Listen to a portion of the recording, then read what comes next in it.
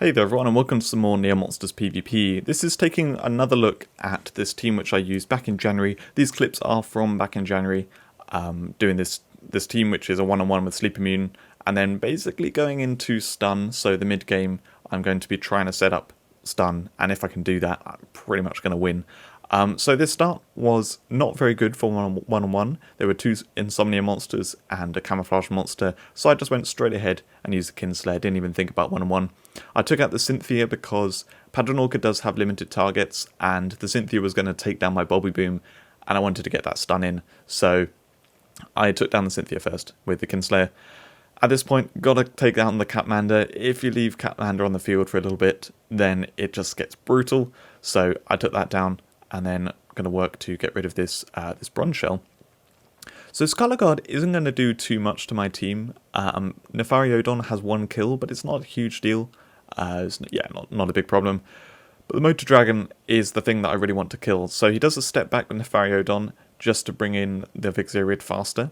That's slightly surprising. I was a little surprised by that, but yeah, we've got enough time to just about kill off this Motor Dragon. This was when Padronorka was faster, so it could get 2 hits in quick succession.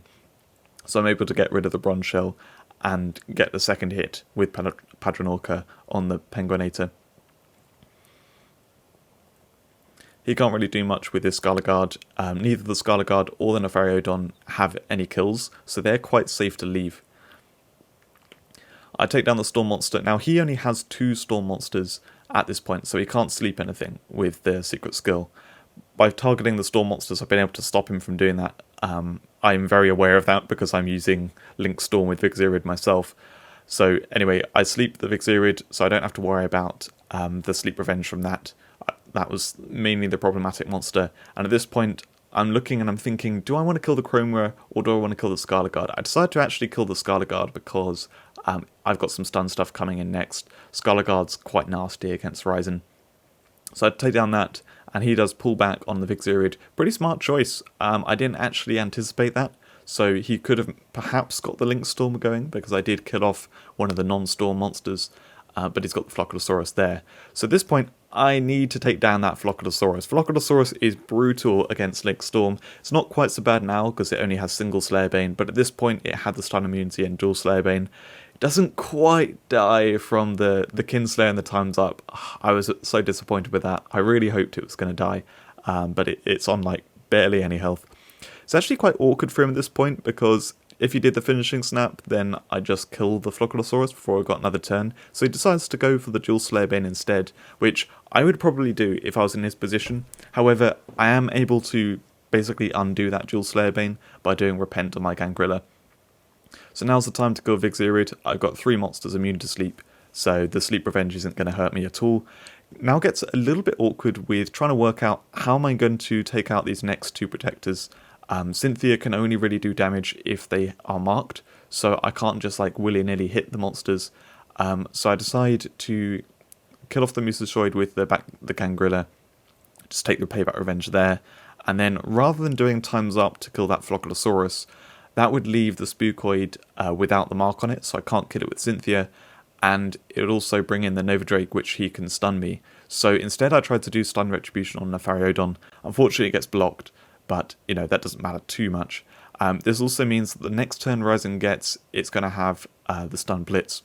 So at this point now I try to quick draw the Flocculosaurus, it gets blocked, but it doesn't matter actually either way, because now he can't stop me from getting a turn with my Ryzen, where I can then stun blitz him. So the stun plans come into play. He's been left with, pretty much 2 useless monsters, the Blitz Dragon and the Fariodon. So I was able to take control, and you can probably see from here, I've won the battle. He does the dual Slayer Bane, which, does kill some things. Rather than using the stun retribution on Nova Drake, I decide to save that for the Moku. I grab a kill on Malwing. You can see that Flocculosaurus had less than 100 health. And then it's just a case of killing off those enemies, the remaining enemies. Because, almost Sweep is ready to go. We can just take them out. It's a nice finish. Did work out pretty well. I had a really good run until then. I had to lose a few monsters to that Flocculosaurus, but it was all in hand. It was all under control. The second battle was against Youngblood, and this guy, over the years, he's created some really nasty teams. This team is brutal. These 2 hedgehogs, The Spiker's Tornado, I think it's 99% speed, and it's got like a 42-second knockback. It's so nasty, and the plan is that he knocks back the stun protection and then stuns you. I do have a second layer of a stun protection, so he has to take that out with the Bundum before stunning me. Now I get to this point and I'm deciding what's best to do. Do I Kinslayer one of these Storm monsters, or do I one-on-one? One-on-one is a little bit risky because Bundum staying awake is not too great. The Bulby Boom, if that stays awake, it can Purify, and the Spiky Stone is sleep immune. But I decide to go for it anyway.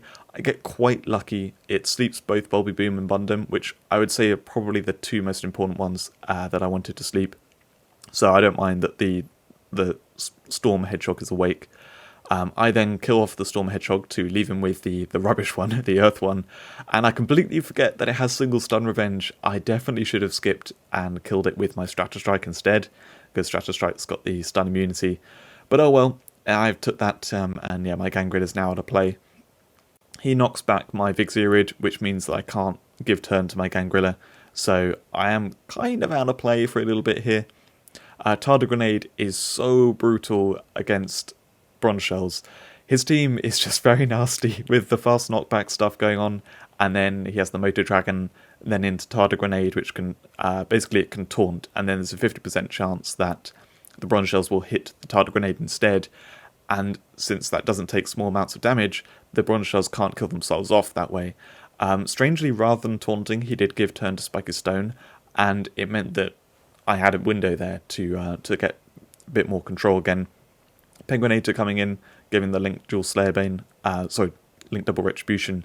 That's such a powerful skill. I really like that. So I was able to take down his two legendaries. I do need to take down the Bulby Boom at some point, but yeah, I'm not really sure what Youngblood's doing with his mid-game here. Like, after that front, which is really brutal, he then seems to just have stun immune monsters. So anyway, I'm looking at this and I'm thinking, well, I can leave that Anki Dragon. I don't really have protectors. I can leave the Spiky Stone because that monster's just not very good.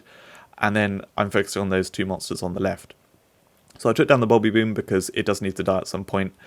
He was trying to line up a kill for his Anki Dragon there, but I can say no to that. Just put it to sleep. I now don't need to worry about it at all.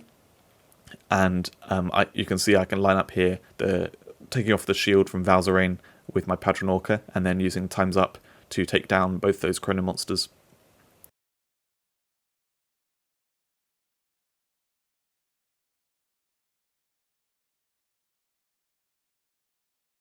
So the Flusterdrake Iris, I'm not too scared of. The Seer Guard though, that will do some stuff.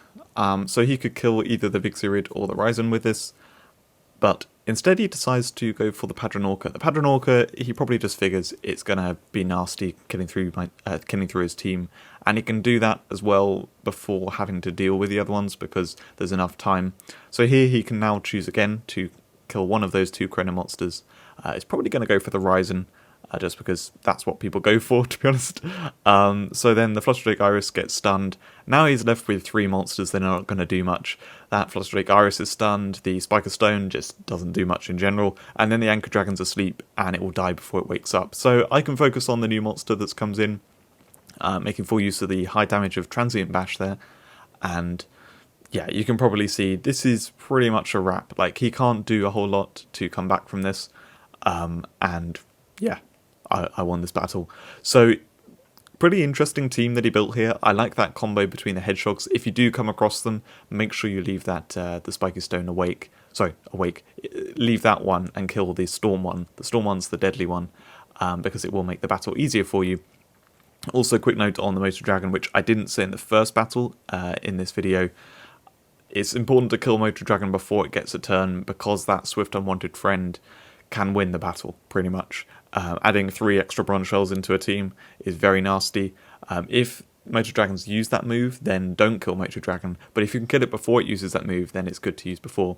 Anyway, in the last little bit of this video, I'm just going to mention how next on the channel I've got Dungeon Challenge video. There's going to be a Dungeon Challenge video showing off my team, talking about strategy for that, and other than that, there's a bit of other PvP stuff, but ultimately what I'm going to get to pretty soon is I'm going to do a top 10 series, which is going to be the top 10 mythics and legendaries for PvE and PvP, 4 videos of those. I have kind of steered away from top 10s in general. I don't know why, because top 10s are quite a popular thing on YouTube. But yeah, so I'm going to do those top 10s. I've also steered away from that topic in general because I do the tier list on the forum, so I'm basically going to just talk about the ones which are high on the tier list in the forum. But there's lots of people, I'm sure, who come to YouTube and don't go to the forum, so it's going to be an opportunity to hear about some of that stuff, as well as it's an opportunity for me to talk about why I've put those monsters high and what makes them really good. So that's going to be a fun series that's coming very soon, in the nearish future. And if you want to see any of that kind of stuff, or have ideas for that kind of thing, do let me know. I'm open to ideas. I don't like doing just straight up content, footage of gameplay. I like other stuff too. So anyway, that's it for this video. Thanks for watching. I hope you enjoyed it, and I'll see you in another video soon.